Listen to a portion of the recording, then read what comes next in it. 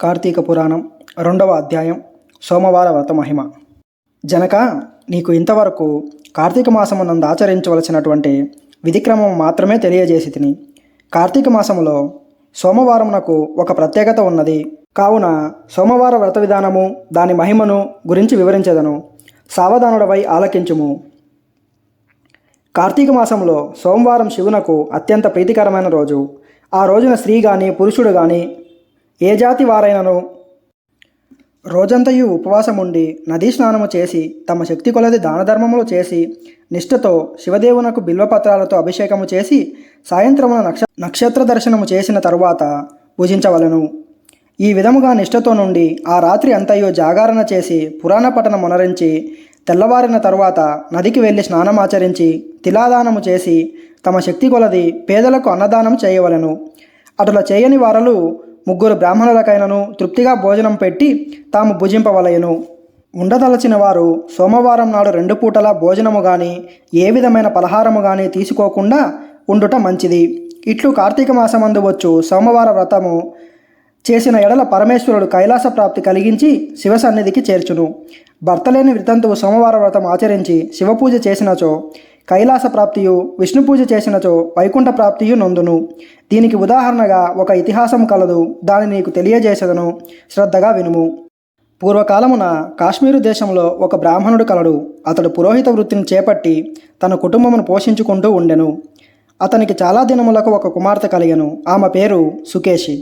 తండ్రి ఆమెను సౌరాష్ట్ర దేశీయుడగు మిత్రశర్మ అను సద్బ్రాహ్మణ యువకునికిచ్చి పెళ్లి చేసెను. ఆ బ్రాహ్మణ యువకుడు 4 వేదములు శాస్త్రములు అభ్యసించిన వాడైనందున సదాచార పరాయణుడై ఉండెను. అతడు భూతదయ కలిగినవాడు, నిత్య సత్యవాది, నిరంతర భగవన్నామస్మరణ చేయుటచే లోకులెల్లరూ అతనిని అపరబ్రహ్మ అని కూడా చెప్పుకొనుచుండెడివారు. ఇటువంటి ఉత్తమ పురుషుని భార్యనగు సుకేషి యవ్వన గర్వముతో కన్ను మిన్ను గానక పెద్దలను దూషించుచు అత్తమామలను భర్తను తిట్టుచు గొట్టుచు రక్కుచు పరపురుష సాంగత్యము గలదై వ్యభిచారిణి అయి తన ప్రియులు తెచ్చిన తినుబండారములు, బట్టలు, పువ్వులు ధరించును. దుష్టురాలై తిరుగుచుండగా వంశమునకు అప్రతిష్ట తెచ్చుచున్నదని ఆ అత్తమామలు ఆమెను తమ ఇంటి నుండి వెళ్ళగొట్టిరి. కానీ శాంతస్వరూపుడగు ఆమె భర్త ఆమె యందు అభిమానం పోక ఆమె ఎంతటి నీచ కార్యములు చేసినను సహించి చీపొమ్మనక విడువక ఆమె తోడనే కాపురము చేయుచుండెను. ఇట్లు కొంతకాలమునకు ఒకనాటి రాత్రి సుకేషి శయ్యపై గాఢనిద్రలోనున్న తన భర్తను చూచి మెల్లగా లేచి తాళి కట్టిన భర్త అన్న విచక్షణ జ్ఞానము కానీ దయాదాక్షిణ్యము కానీ లేక ఒక బండరాతిని తెచ్చి అతని తలపై గట్టిగా కొట్టినది. వెంటనే అతడు మరణించినాడు. ఆ మృతదేహమును అతి రహస్యముగా దొడ్డిదారిన ఎవరి సహాయము అక్కరలేకనే ఊరి చివరనున్న పాడుబడ్డ నూతిలో పడవేసి పైన చెత్తాచెదరముతో నింపి ఏమీయూ ఎరుగని దాని వలె ఇంటికి వచ్చెను. ఇక తనకు ఏ ఆటంకములు లేవని ఇంకా విచ్చలవిడిగా సంచరించవచ్చుచు తన సౌందర్యము చూపి ఎందరినో క్రీగంటనే వశపరుచుకుని వారల వ్రతముల పాడు చేసి నానాజాతి పురుషులతోనూ రమించుచు వర్ణశంకరురాయలయ్యెను. అంతయేగాక పడుచు కన్యలను, భర్తలతో కాపురం చేయుచున్న పడుచులను తన మాటలతో చేరదీసి వారికి కూడా దుర్బుద్ధులు నేర్పి పాడు చేసి విటులకు తార్చి ధనార్జన కూడా చేయసాగెను. జనకరాజా, యవ్వన బింకము ఎంతో కాలం ఉండదు గదా. కాలం ఒక్కతీరుగా నడవదు. క్రమక్రమంగా ఆమెలోని యవ్వనము నశించినది. శరీరమందు మేహవ్రణములు బయలుదేరినవి. ఆ వ్రణముల నుండి చీము, రక్తము, రసి కారుట ప్రారంభమయ్యను. దానికి తోడు శరీరమంతా కుష్ఠవ్యాధి బయలుదేరి దుర్గంధము వెడలుచున్నది. దినదినము శరీర పటుత్వము కృషించి కురూపి అయి భయంకర రోగములతో బాధపడుచున్నది. ఆమె యవ్వనంలో నుండగా ఎన్నో విధాల తృప్తి కలిగించిన విటులు ఏ ఒక్కరూ ఇప్పుడు ఆమెను తొంగి చూడరైరి. ఆ పరిసర ప్రాంతమునకు వెళ్ళిన ఎడల తమను ఎటులైనను పలకరించునని ఆ వీధి ముఖము కూడా చూడకుండా ఉండిరి. సుకేషి ఇటుల నరక బాధను అనుభవించి పురుగులు పట్టి కొంతకాలమునకు చనిపోయినది. బ్రతికినన్నాళ్ళు ఒక్కనాడైనా పురాణ శ్రవణమైనను చేయని పాపిష్టిరాలు గదా. చనిపోయిన వెంటనే భయంకరులైన యమభటులు ఆమెను కోంపోయి ప్రేతరాజు యముని సన్నిధిలో నుంచిరి. అప్పుడు యమధర్మరాజు చిత్రగుప్తుల వారిచే ఆమె పాపపుణ్యముల జాబితాను చూపించి, భటులారా, ఈమె చరిత్ర అంతింత కాదు. వెంటనే ఈమెను తీసుకెళ్లి ఎర్రగా కాల్చిన ఇనుప స్తంభమునకు కట్టబెట్టుడి అని ఆజ్ఞాపించెను. భటులు ఆమెను ఎర్రగా కాల్చిన ఇనుప స్తంభమునకు కౌగలించుకొనమని చెప్పిరి. భర్తను బండరాతితో కొట్టి చంపినందునకు గాను ఇనుప గదలతో కొట్టిరి. పతివ్రతలను వ్యభిచారణలుగా చేసినందుకు సలసలా కాగిన నూనెలో పడవేసిరి. తల్లిదండ్రులకు అత్తమామలకు అపకీర్తి తెచ్చినందుకు సీసము కరిగించి నోటిలోనూ చెవులలోనూ పోసి ఇనుప కడ్డీలు కాల్చి వాతలు పెట్టిరి. తుదకు కుంభీపాకమును నరకములో వేయగా అందులో ఇనుప ముక్కులు గల కాకులు, విషసర్పాలు, తేళ్ళు, జెర్రులు కుట్టినవి.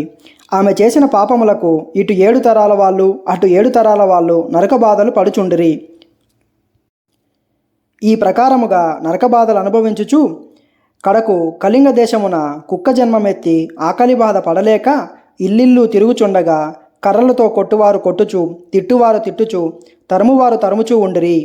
ఇట్లుండగా ఒకానొక శ్రోత్రియ బ్రాహ్మణుడు కార్తీక సోమవార వ్రతం ఆచరించి ఉపవాసముండి సాయంత్రము నక్షత్ర దర్శనము చేసి బలి అన్నము అరుగుపై పెట్టి కాళ్ళు చేతులు కడుగుకొను సమయమున ఈ కుక్క వచ్చి ఆ బలి అన్నమును తినెను. వ్రత నిష్ఠాగరిష్ఠుడైన ఆ విప్రుని పూజా విధానముచే జరిపించిన బలి అన్న మగుట చేతను ఆ రోజు కార్తీక మాస సోమవారం మగుట వలను ఆ కుక్క ఆ రోజంతయు ఉపవాసముతో ఉండుట వలను శివపూజ పవిత్ర స్థానమైన ఆ ఇంట దొరికిన ప్రసాదము తినుట వలను ఆ శునకమునకు జన్మాంతర జ్ఞానము ఉద్భవించెను.